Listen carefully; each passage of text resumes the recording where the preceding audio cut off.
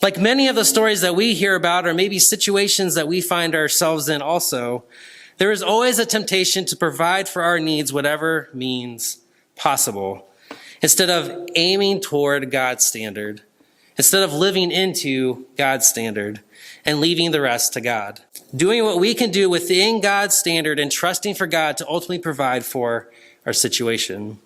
We encounter Naomi here aiming toward God's standard, and because she aims for God's standard, her plan stays within the boundaries of God's standard. All means possible were off the board for Naomi. If we don't aim for God's standard, our plans won't be made within the bounds of God's standard. If we don't aim for God's standard, our plans won't be made within the bounds of God's standard. Naomi did what was right. She aimed for God's standard and was leaving the rest to God.